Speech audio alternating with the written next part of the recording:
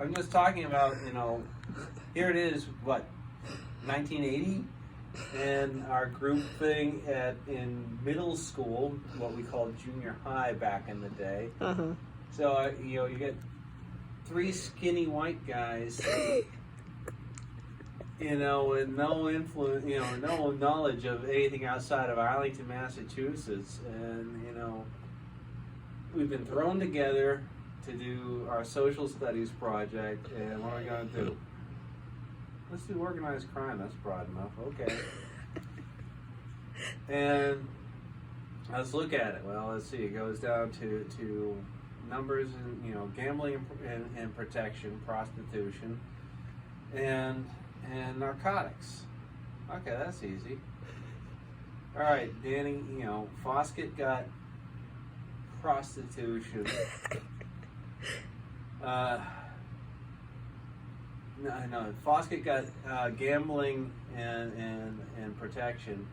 The other guy got prostitution and fencing, and I get let's give the clueless kid fucking narcotics. So when we had to write this together. So we're all writing our things, our aspects of our group project, and then we had to turn that in, and then we had to do the presentation. And so we showed up in shirts and ties, and ladies and gentlemen, it's very nice to. We appreciate your time. We are the commission. Don Foskett, handling prostitution and protection. Myself, I will be handling gambling and fencing. And Don Cavanaugh will be talking to you about the narcotics trade. And we were like, and when one would finish, I'd now turn the floor over to Don Don Foskett will lead off. Let us begin first with an understanding of how organized crime began in the United States. It started off with the simplest things, and went in there. Now Don had Dave Haskell. Don Haskell will now talk about prostitution and fencing. And he'd go in, and prostitution has been around since the dawn of time, and so on and so forth. Now we turn it over to our younger affiliate. Don Cavanaugh will be talking about the new trade in narcotics. I said, I want to thank the members of the commission for giving me this time to speak to them and to you. Narcotics is an up-and-coming business, a dirty business, but a profitable business. Let's start off with the easiest stuff. Narcotics comes from the time during Prohibition, where alcohol was prohibited. When you make something prohibited, it becomes profitable. And from there... What did your social studies teacher think about this? And she's sitting there like, Miss Gantz is like... Did she tell you that you could do like anything you wanted for the social studies project? They wanted a presentation. They wanted something that would stick in people's minds. Oh boy, did it stick! And when, so we each gave our phase, and then Haskell brought everything together. So as you have heard from the commission, organized crime is very profitable. From the seemingly victimless crimes of gambling and vice, to narcotics, which plague entire neighborhoods in the entire country. You have to look at this now as how organized crime is affecting our country today. I want to thank again my fellow Dons, and for you, and to you, for your time and your understanding. Do you remember the grade you got on it?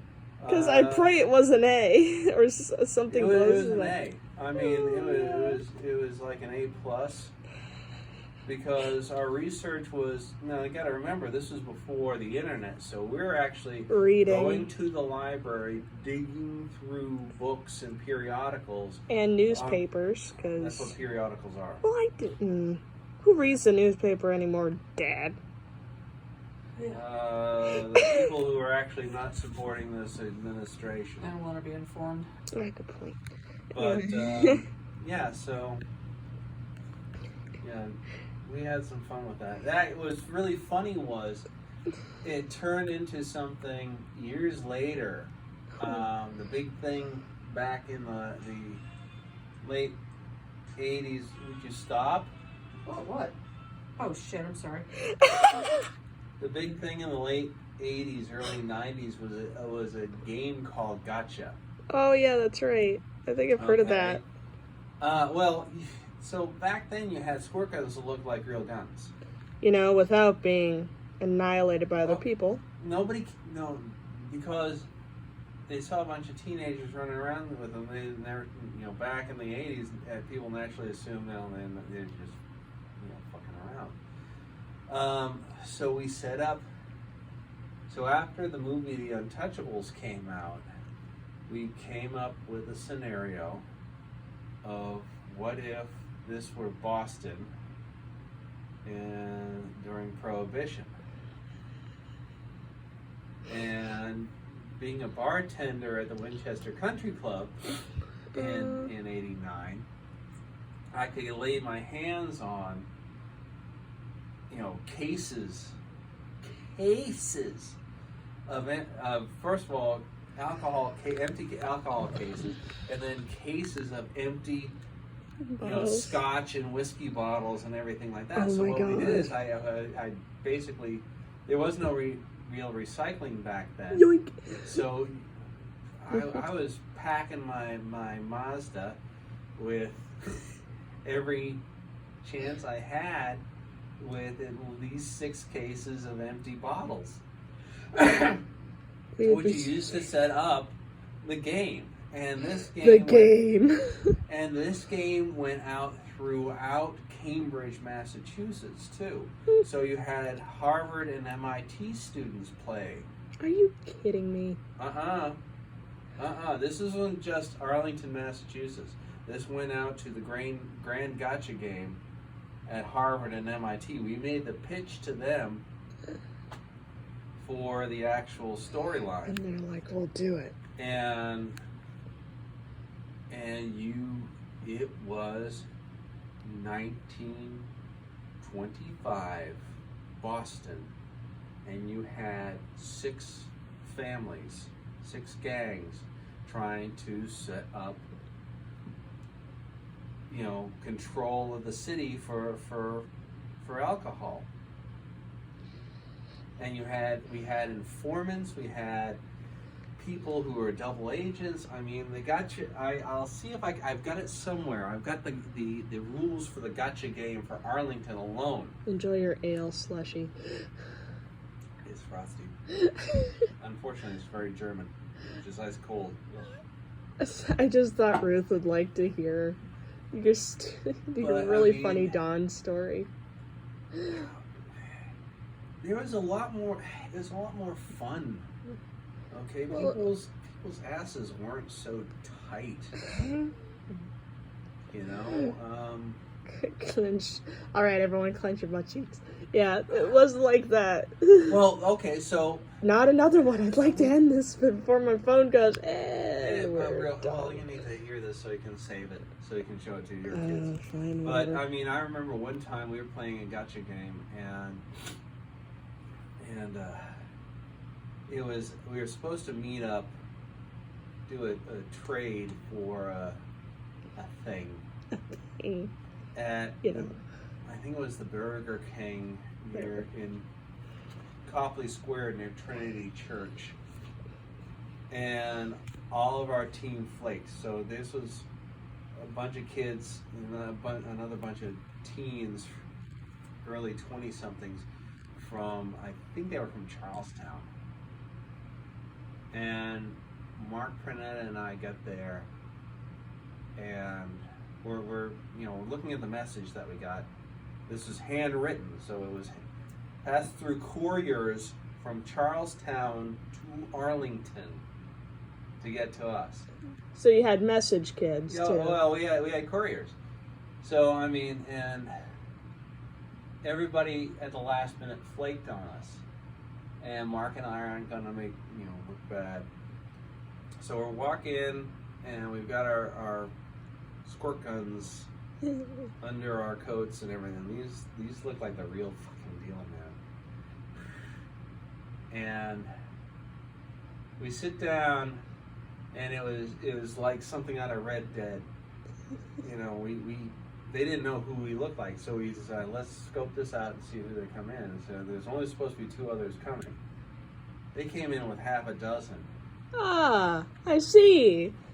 And I'm on, Mark's on one side eating a hamburger. I'm on the other side just, sipping my Coke and everything. And they come in with their crew, and I'm like, Oh God. I look at him, and we had hand signs, and I'm like, and Mark finished up his saying, threw it away. And hey, you from the Arlington crew? And I don't know what you're talking about, man. You look like those guys. This is all just a game. And